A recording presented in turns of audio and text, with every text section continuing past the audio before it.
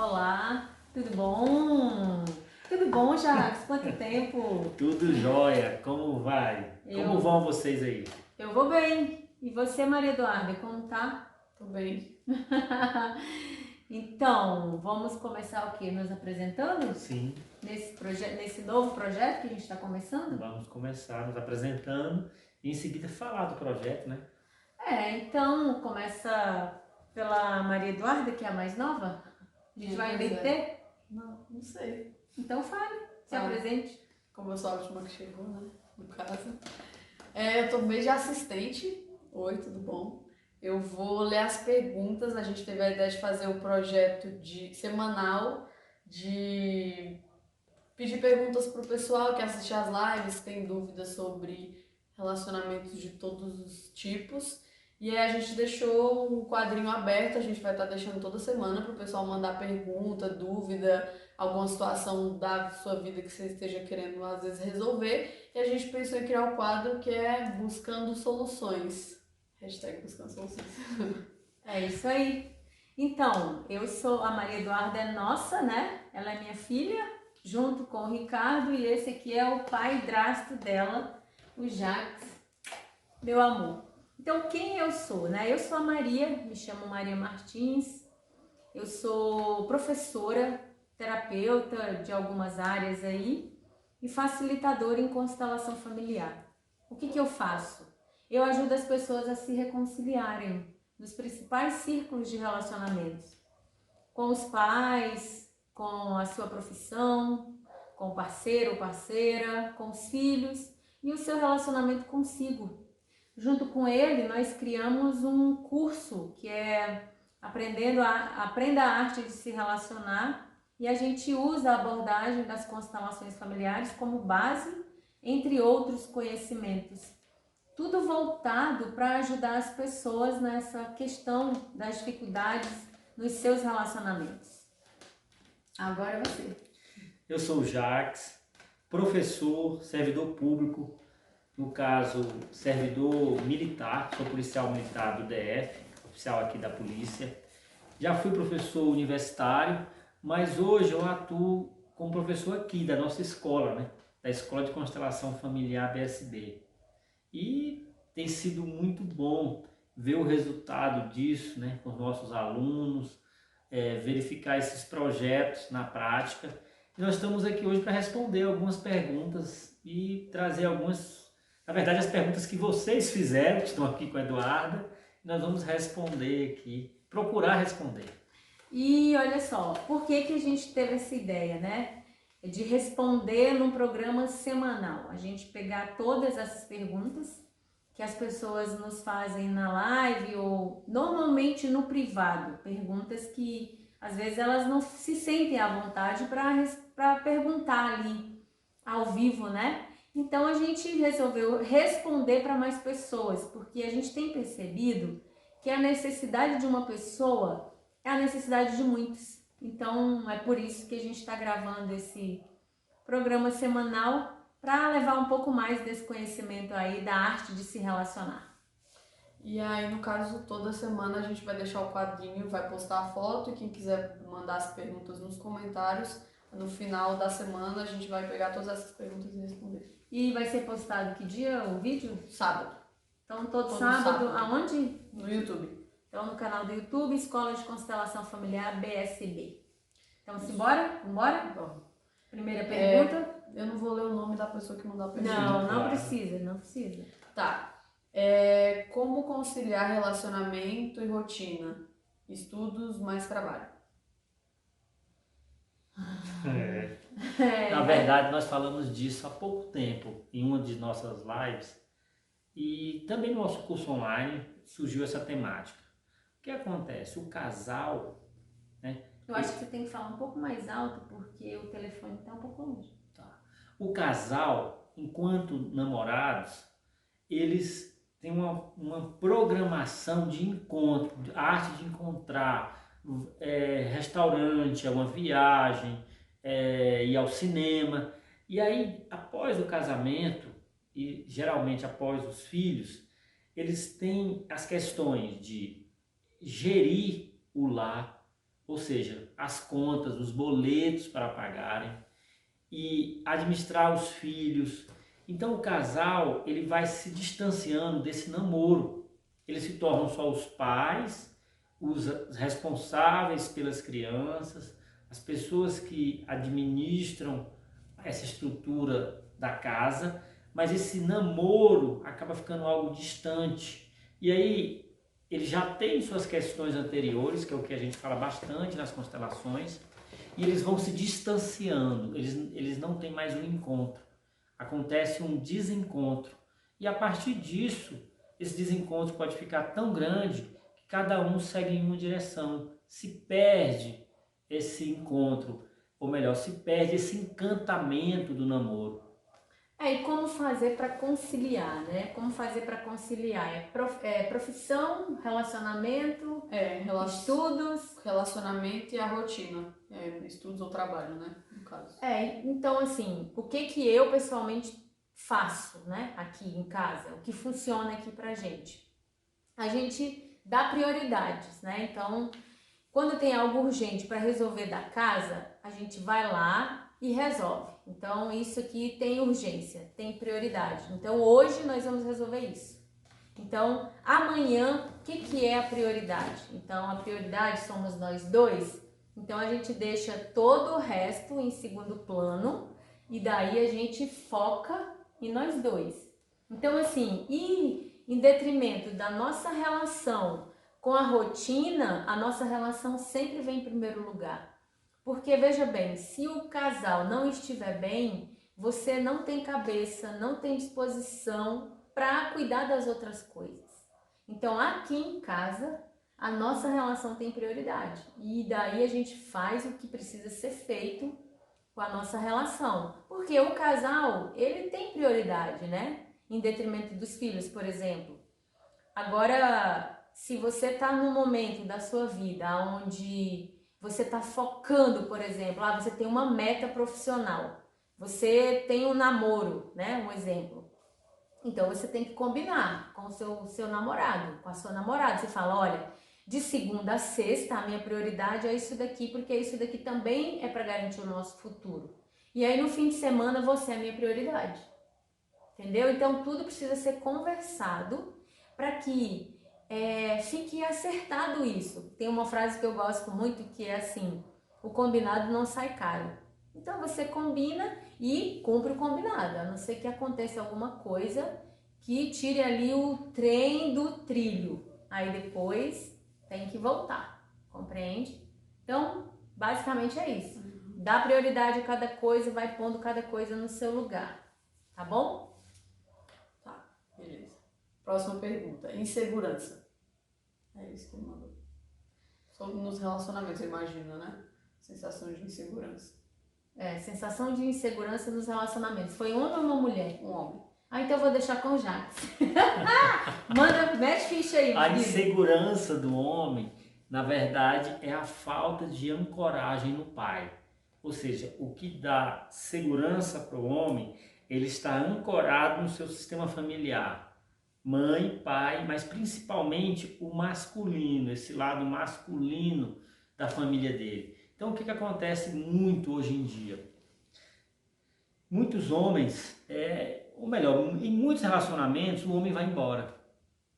E esse menino é criado pela mãe, pela avó, e ele não tem esse contato com o masculino, ele não tem essa presença masculina. E ele se transforma num homem inseguro. Não sei se é esse o caso, mas é o que nós temos visto nas constelações familiares. Geralmente, homens muito inseguros estão desconectados do masculino, ou seja, estão desconectados do pai. Aí, no caso, se for insegurança no sentido de, tipo assim, aquela insegurança que geralmente gera ciúme, por exemplo, a namorada vai sair, aí ele fica todo, não, mas não pode, porque é inseguro, É entendeu? a mesma coisa, é o mesmo aí fundamento, a origem é a mesma. Entendi. Tá. Então vamos lá para a próxima pergunta. Tá. Tem uma assim, se tiver tópico sobre ansiedade num relacionamento seria ótimo. Isso aqui com você? Ansiedade. Ansiedade é um sintoma, né? Então, esse sintoma, como a gente vê no trabalho, com as constelações familiares, o sintoma, ele quer mostrar algo, ou alguém que está fora do nosso coração. Então, a ansiedade, ele vem como algo que está ali dizendo, olha, você está ansioso, mas é porque você tem algo urgente que você precisa olhar. Então, a sua alma, né, o seu coração, ele está sinalizando isso para você. Tem algo urgente que você precisa olhar antes de, por exemplo, entrar de cara no relacionamento, né? Então, quando você está ansioso, o que significa estar ansioso? É que a sua mente está lá na frente, né? Então, o seu corpo está aqui ainda, mas a sua mente já está lá na frente. E isso pode ser gerado por conta de um medo. Às vezes você tem um trauma de relacionamentos passados, não só vivido por você, mas pode ter sido vivido pelos seus pais, pelos seus antepassados, porque aqui na constelação a gente vê que nós não estamos sozinhos. Olha só, vocês olharem aqui atrás, a gente tem uma árvore genealógica. Então nós estamos conectados a muitos. E as histórias desse povo lá de trás reverberam na gente hoje, no nosso presente, tá aqui nas nossas células, nas nossas memórias. Então, uma ansiedade, às vezes, acerca de um relacionamento, pode ser um medo aí de alguém que teve um relacionamento anterior, que não foi muito feliz, e aí você traz essa memória. Ou você mesmo teve um relacionamento que te trouxe alguns traumas, e você fica ansiosa aí no quadro de ansiedade para uma próxima relação. Mas assim, não toma isso como uma receita, sabe? Um carimbo. São apenas situações que nós observamos que pode ser, mas aí você precisa conferir isso dentro de você e ver se faz algum sentido, né? Tá. Outra aqui fala sobre confiança. Quem fez a pergunta? Foi uma mulher. Ah, então é com ela. Confiança nos relacionamentos? Confiança, né? Confiar no outro? Eu não sei, tá escrito confiança. Tem a ver também com essa questão de Eu confiança acho na que relação. provavelmente deve ser relação de casal. Então, olha só, ter confiança, né? O que faz, por exemplo, eu confiar nele? Primeiro eu preciso confiar em mim. Eu preciso ter uma confiança em quem eu sou. Eu preciso acreditar que eu sou uma pessoa super, ultra, mega interessante e que ele não vai encontrar nada melhor do que eu. Então, a confiança, ela parte de você. Porque, autoconfiança, né? Autoconfiança. Porque se você acha que tá com alguém, mas que, de repente, se ele não estiver ali grudado em você, ele vai se interessar por uma outra pessoa, é um relacionamento muito pesado, né? Então, a confiança, ela passa primeiro por você. Por você confiar, sabe? Lá na minha terra fala assim, eu confio no meu taco. Então, é basicamente isso. Você confiar que se ele não estiver com você, ele tá ferrado, porque você é a melhor opção dele. Eu falo pra ele assim, eu sou o seu ponto zero. Sabe quando você joga uma pedra pra cima? Ela não chega no ponto máximo, aí depois é só queda. Eu falo pra ele que eu sou o ponto zero dele, depois de mim é só queda. E um outro ponto que também pode trazer insegurança é se a pessoa não é uma pessoa confiável, né? Não é uma pessoa confiável, ela tem um comportamento que deixa a desejar, que talvez já tenha traído, que já tenha ferido você de alguma forma. Então aí tem essa segunda opção, que no meu ponto de vista, nesse momento, é o que eu vejo que pode gerar desconfiança aí dentro de uma relação de casal. Primeiro você, depois o outro, tá bom? Tá. Aí tem uma última que é namorar com filho. Como fazemos? Mas quem fez a pergunta? Um homem, mulher? Uma mulher, né? Ela falou namorar com filhos. Como fazemos? O casal quando tem sim. filhos, como é que namora? Isso, acho que é isso. Bota o menino pra dormir, meu Deus!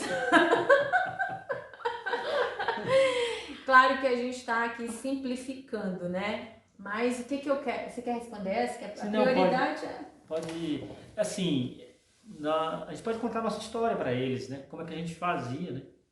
Faz até hoje. Não é a parte íntima, gente. Só... A Eduarda disse que já está traumatizada, porque ela tem ouvido coisas que ela fala, meu Deus, eu não sabia que a minha mãe fazia esse tipo de coisa. Não, no tocante a gente sempre arrumou um tempo para sair. Alguém para ficar com elas, uma tia, enfim, uma amiga, para que o casal precisa ter o momento dele, o momento do casal. É verdade. Mas o que eu observo, né, essa pergunta foi feita por uma mãe, o que eu observo enquanto mãe, né, dando aqui o meu ponto de vista da mulher mãe, então eu vou falar da mãe primeiro. A mãe, ela, né, quer pegar os filhos e engolir de volta para que eles fiquem aqui dentro da barriga, porque ela quer que eles fiquem totalmente seguros. E aí a gente fica com peso na consciência quando a gente precisa deixar esses rebentos, né, por conta de outra pessoa. Pequenininhos, olha aqui o tamanho do rebento. Arrebenta. Para que a gente possa sair com o nosso namorado, porque não importa se você casou ou não, é preciso sempre ter essa condição de serem namorados, né? Ele é o meu namorado até hoje, desde que tem quase 20 anos, né? Vai que eu aguento.